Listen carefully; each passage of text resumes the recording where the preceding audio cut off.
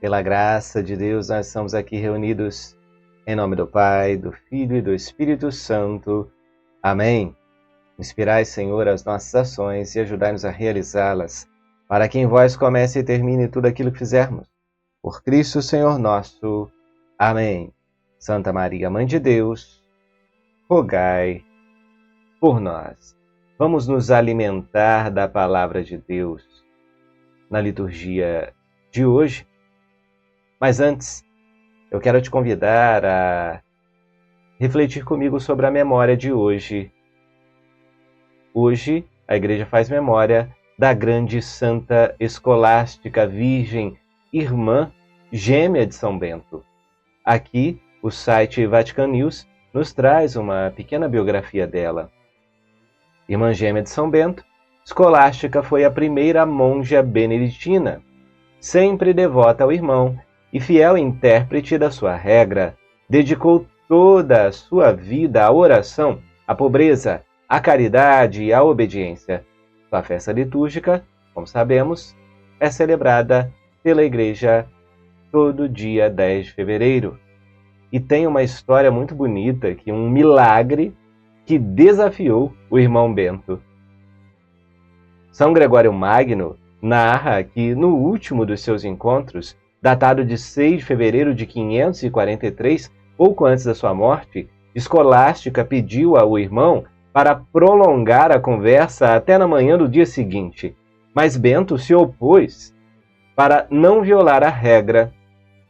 Então Escolástica implorou ao Senhor para não deixar o irmão partir, debulhando-se em pranto.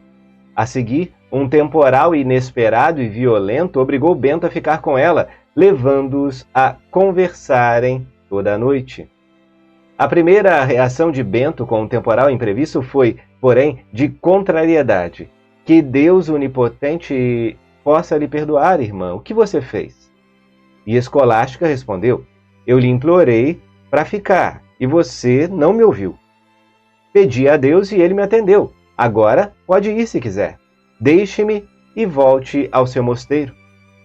Foi uma espécie de revanche da irmã, que não pôde se entristecer pelo amadíssimo irmão, pois ele mesmo lhe havia ensinado a se dirigir a Deus com todas as forças durante as dificuldades. Assim, se destacaram os dotes femininos de Escolástica, docilidade, perseverança e também audácia ao obter o que desejava fortemente. É interessante que 3 dias depois deste encontro, segundo São Gregório, Bento recebeu a notícia da morte da irmã. Com um sinal divino, viu a alma da sua irmã subir ao céu em forma de uma pomba branca. Então quis enterrá-la na sepultura que havia preparado para si, onde também foi enterrado pouco tempo depois. Como seus pensamentos sempre estivessem voltados para Deus, era justo seus corpos também ficassem unidos na mesma sepultura. Hoje, quem visita a majestosa abadia de Monte Cassino, após 15 séculos de história, pode experimentar a emoção de estar diante do túmulo dos santos irmãos, os pioneiros de um grande número de seguidores de Deus. Santa Escolástica, rogai por nós. Nesse dia 10 de fevereiro, Santa Escolástica Virgem, a memória que a Igreja celebra. Estamos na 5ª semana do Tempo Comum.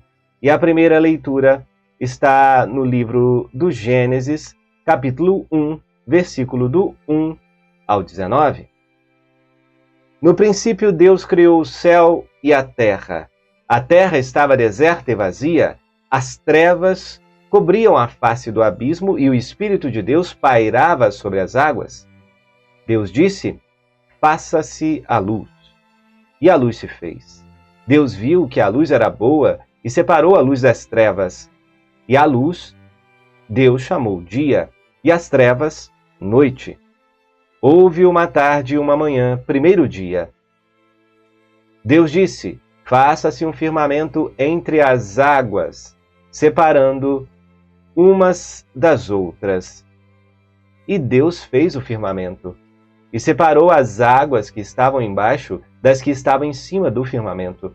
E assim se fez. Ao firmamento Deus chamou céu. Houve uma tarde e uma manhã, segundo dia. Deus disse: juntem-se as águas que estão debaixo do céu, num só lugar, e apareça o solo enxuto. E assim se fez. Ao solo enxuto, Deus chamou terra, e ao ajuntamento das águas, mar. E Deus viu que era bom. Deus disse: a terra faça brotar vegetação e plantas que deem semente, e árvores frutíferas que deem fruto segundo a sua espécie, que tenham nele sua semente sobre a terra. E assim se fez. E a terra produziu vegetação, e plantas que trazem semente segundo a sua espécie, e árvores que dão fruto, tendo nele a semente da sua espécie. E Deus viu que era bom. Houve uma tarde e uma manhã, terceiro dia. Deus disse: façam-se luzeiros no firmamento do céu, para separar o dia da noite, que sirvam de sinais para marcar as épocas, os dias e os anos, e que resplandeçam no firmamento do céu e iluminem a terra. E assim se fez. Deus fez os dois grandes luzeiros, o luzeiro maior para presidir ao dia e o luzeiro menor para presidir à noite, e as estrelas. Deus colocou-os no firmamento do céu para alumiar a terra, para presidir ao dia e à noite, e separar a luz das trevas. E Deus viu que era bom. E houve uma tarde e uma manhã, quarto dia. Palavra do Senhor. Graças a Deus. Antes de entrarmos na reflexão, a ligação é tão íntima entre a primeira leitura e o Salmo, que eu acho interessante já lermos o Salmo para aí fazermos uma reflexão em conjunto dessas obras maravilhosas de Deus. O Salmo de hoje é o 103, em algumas traduções, 104. O refrão diz: alegre-se o Senhor em suas obras. Bendize a minha alma ao Senhor. Ó meu Deus e meu Senhor, como sois grande!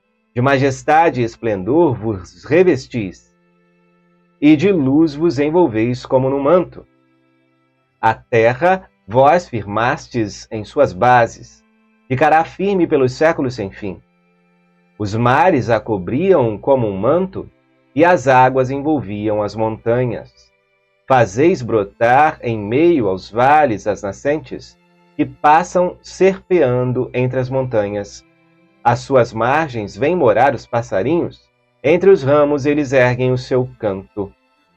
Quão numerosas, ó Senhor, são vossas obras, e que sabedoria em todas elas!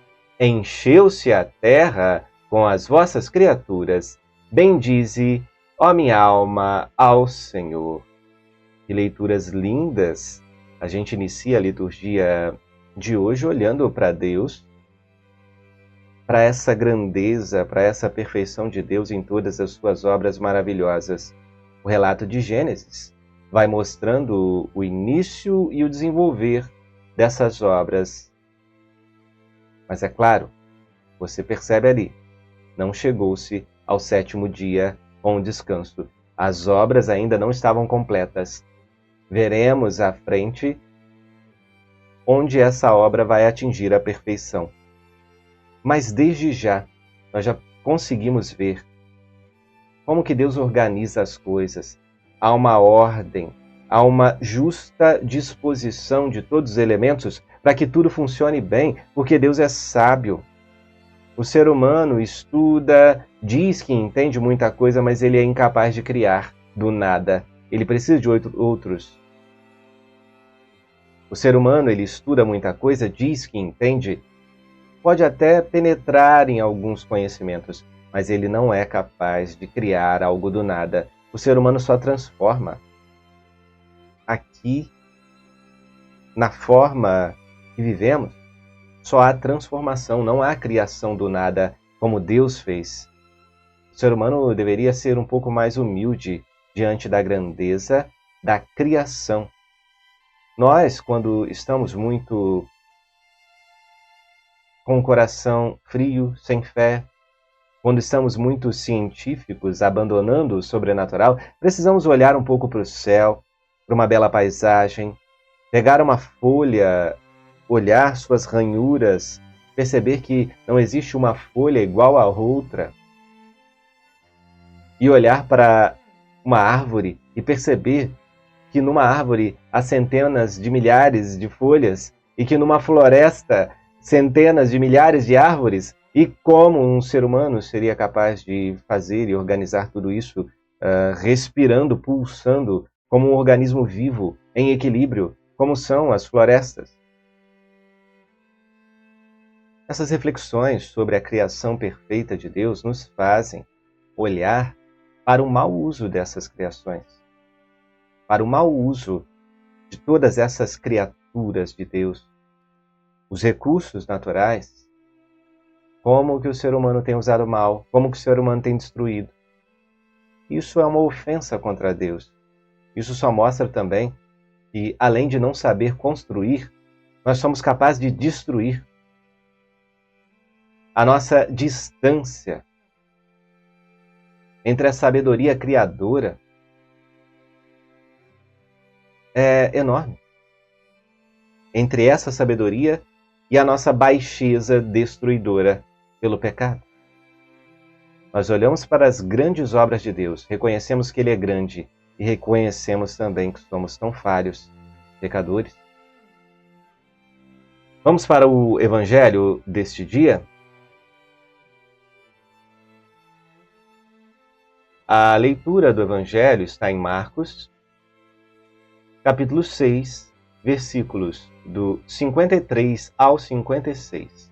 Naquele tempo, tendo Jesus e seus discípulos acabado de atravessar o mar da Galileia, chegaram a Genezaré e amarraram a barca.